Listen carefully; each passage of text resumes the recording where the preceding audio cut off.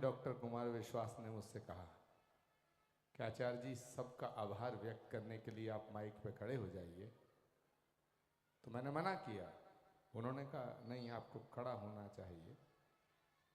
दिग्विजय सिंह जी भी थे, हुड्डा जी, बहुत लोग, बहुत बहुत सब लोग थे। खैर, मैं खड़ा हुआ, आभार व्यक्त करने के लिए खड़ा हुआ।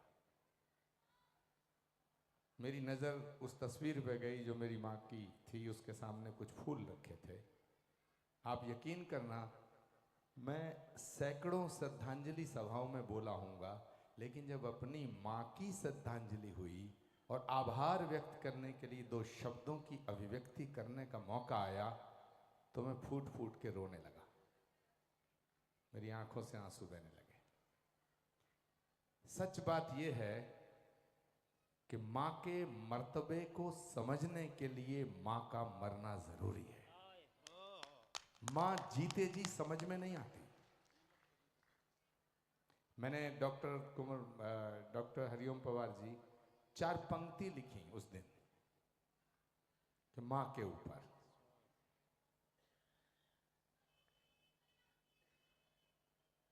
कि तेरी लोरी तुलसी का मानस।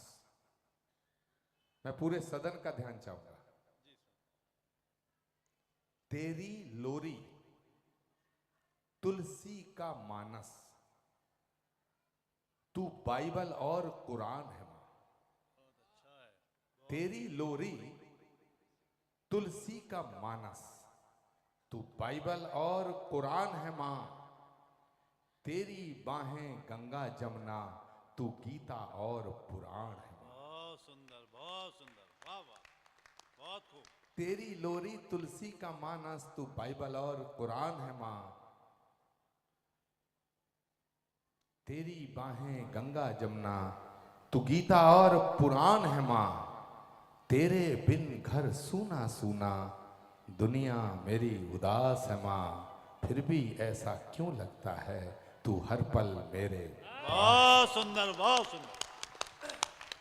मैं शीकल की धाम की इस पवित्र धरती पर आप सब कवियों का अभिनंदन करते हुए, इस सदन का वंदन करते हुए, मैं स्वयं कविता के शिखर, साहित्य के हिमालय और वीर रस के सूर्य को स्वयं आमंत्रित करता हूं, डॉक्टर हरिओम पवार।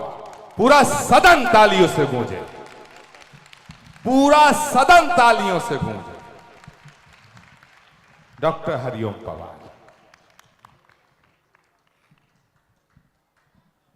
पूज्य आचार्य जी,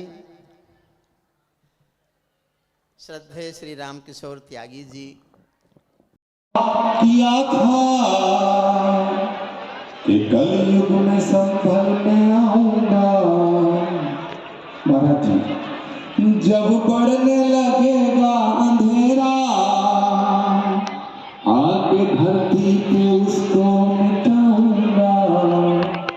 अरे स्वागतम कल की, शरणागतम कल की। अरे स्वागतम कल की, शरणागतम कल की। अरे स्वागतम कल की, शरणागतम कल। मेरे साथ साथ गाओ जरा। अरे स्वागतम, थोड़ा हाथ खड़े करिएगा, रिदम में ताली बजाइए, मुंह से बोलिए। स्वागतम कल की, शरणागतम कल की। अरे स्वागतम कल की, शरणागतम। हमने रो रो के तुझको पुकारा, तेरा सदियों से रास्ता निहारा। हमने रो रो के तुझको पुकारा। डॉक्टर हरिओम पवार जी का ध्यान चाहूंगा कि मेरे भारत अभ्युत्थानम अधर्मस्य तदात्मानम सृजाम्यहम्। घोष कीजिए, कल की भगवान की। धन्यवाद, बधाई, आभार। अब आप अपना आसन लेने वशिष्ठ जी। हमारे यहाँ अतिथियों को स्वागत करने का रिवाज भी है, रस्म भी है, दस्तूर भी है।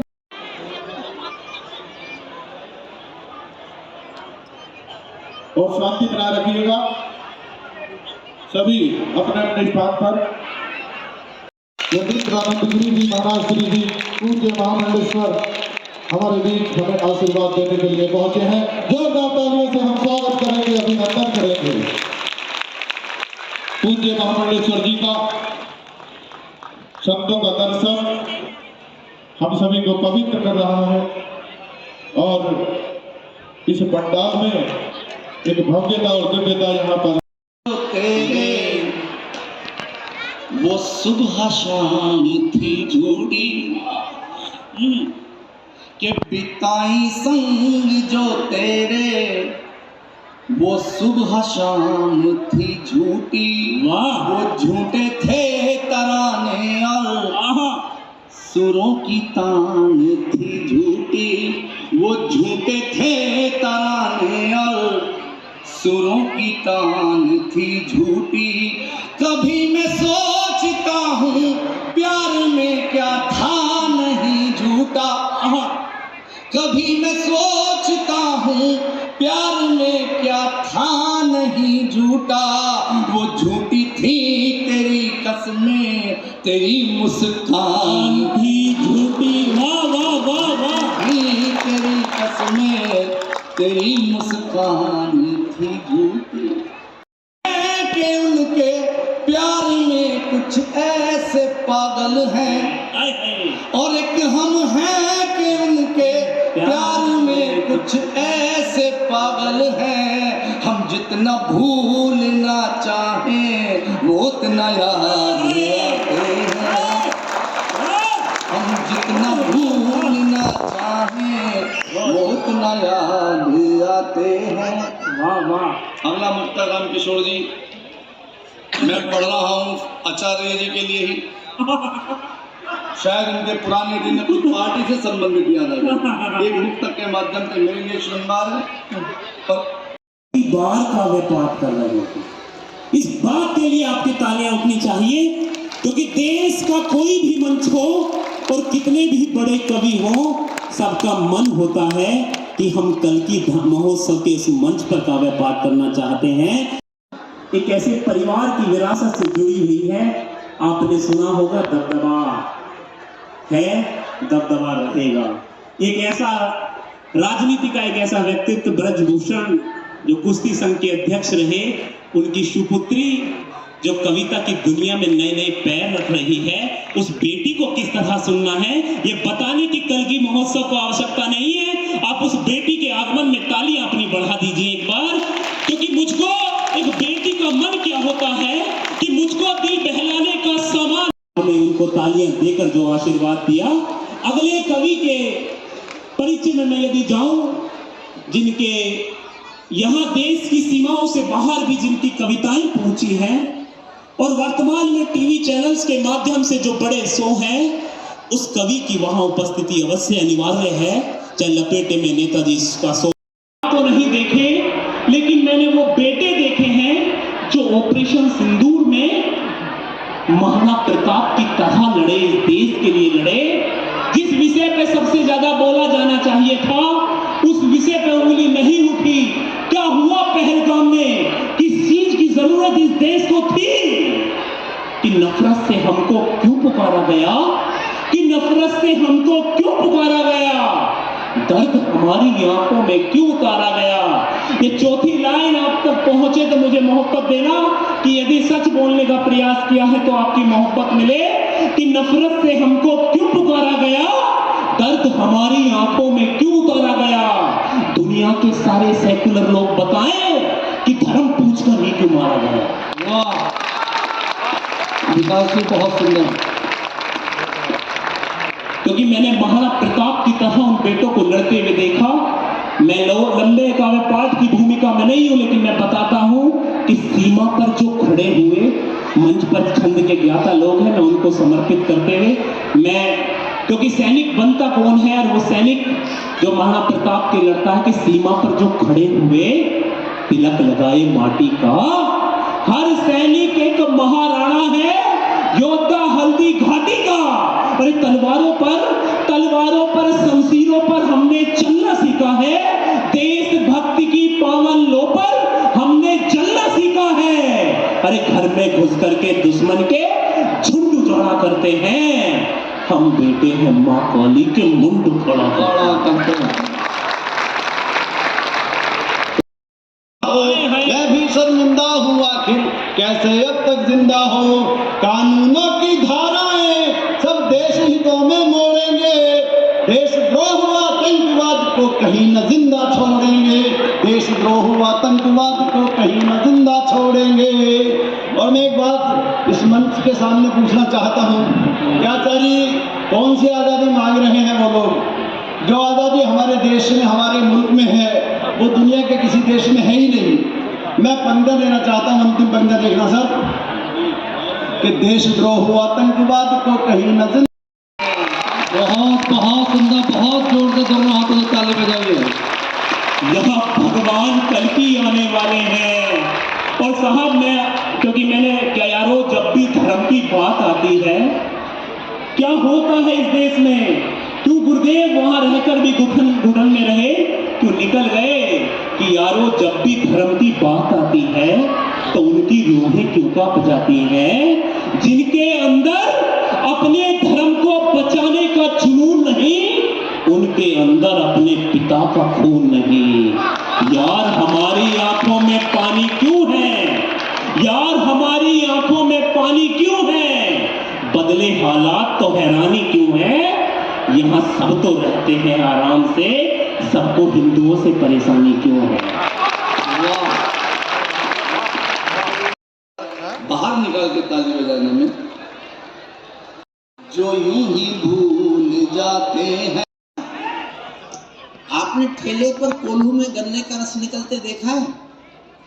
गन्ने को एक बार कोल्हू में डालते हैं, फिर उसी गन्ने को पीछे से उठा के फिर कोल्हू में डाल देते हैं, और जब वो गन्ना बिल्कुल खोखस खोई हो जाता है, तब मुझसे कहते हैं कि इसमें रस निकाल के दिखा। मैं नींबू फंसा के कोशिश करता हूं। नींबू से काम नहीं चलेगा तो विकास काम आएगा,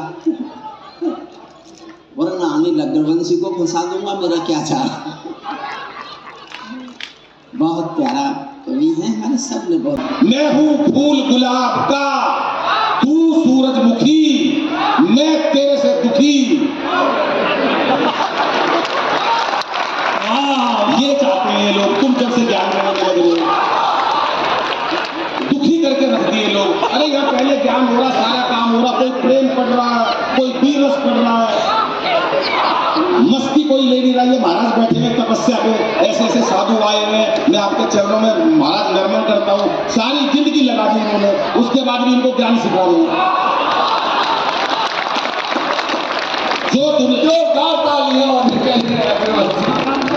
नहीं, मेरे ये समझ में नहीं आ रहा, महाराजों को ज्ञान दे रहे हैं। हमारा हरियाणा का एक, मेरे को याद है 70 साल का ताऊ, उसके मन में आ गया भगवान को प्रकट कर लो।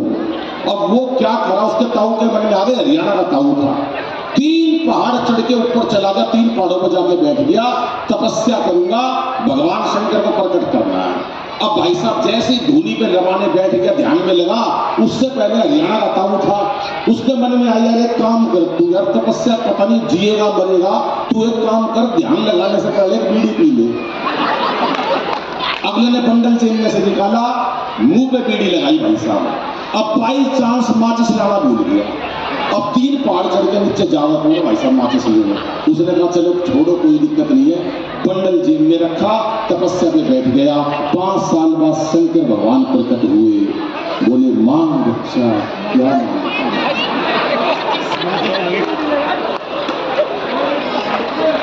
बोला महाराज बीड़ी का बंडल तो है मेरे पास, एक बार तालियां दे दो। ये वाली तालियां, इस सत्ता को संभालते ही मोदी ने ऐलान किया, को थोड़ा और कम हो जाएगा क्या मंच का भैया? अच्छा, बहुत बढ़िया माइक आपका, कमाल। कि सत्ता को संभालते ही मोदी ने ऐलान किया कि खुद नहीं खाऊंगा और खाने नहीं दूंगा मैं, और अखिलेश बोले अब जिंदगी में राहुल को अपनी साइकिल चलाने नहीं दूंगी। अभी इधर की तालियां कम मिल रही हैं। अमित शाह बोले चाहे कोई